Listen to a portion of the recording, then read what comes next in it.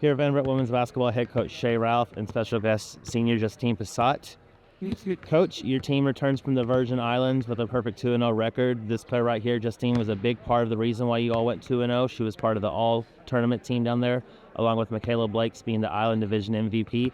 What did you just think about your team's performance coming out of the Virgin Islands, not having a couple of days watching film and kind of thinking on it? Well, it's been a really great 2 weeks for our team. We played a lot of games. It's been a lot of travel. There's been some hardship. We had some travel issues. We were down 16 early to a really good team. But I knew that my team would fight, and I know it because my leaders fight. This one right here has had some of the most growth that I've seen over the course of her career here of any player that I've ever coached. And when you have kids like that on your team, you know you're never out. So we learned a lot about ourselves. We got to spend the holiday together in a beautiful place. We won 2 big games, and now we're really excited to be back home in Memorial. Open up some questions for both. Justine, Shea's talking about you becoming more of a Bofa leader this year. Just what's gone into that? What's that process been like for you? It's enjoyable. I don't mind it. I think me talking and me being that vocal leader, it helps everyone else on the court. And it also kind of makes my job easier. Like, the more I talk, the more I know where I'm in position, offense-wise and defense-wise. Yeah, Justine, what's been the key to improving your rebounding and passing numbers so much this year? I don't have a choice. I have to do that. No, but I think just the confidence in myself and the confidence that the coaching staff has in me. You can see, like, even from last year, like, I just feel like a completely different person. So, Shea, you guys went down by 16. What did you see from your team? This is really the first time you guys faced a deficit like that this year. What did you see in that comeback? Resilience and belief. There wasn't any when I look at, but I see in practice. We're pretty tough on them in practice. Our practice guys are really good this year, so they're in positions that are really hard all the time. And there was no blinking. There was no bad body language. There was no lack of unity. They stayed together. They fought, and they knew that we were the better team. We just had to start acting like it and playing like it and making sure that we were disciplined on both ends of the floor. So she asked me, like, what did you think? I mean, I wasn't happy about it, but I wasn't worried. I knew that we were going to come back.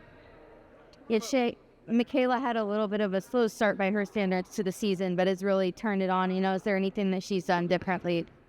No, basketball is that kind of game, right? Just like life, you're going to have really good days, you're going to have really tough days, but if you can be consistent in how you show up in each of those days and how you work with your attitude, your discipline, the way that you treat people, the way you treat yourselves, and that's why I know our team, is going to be great for Michaela as well, because she's not by herself.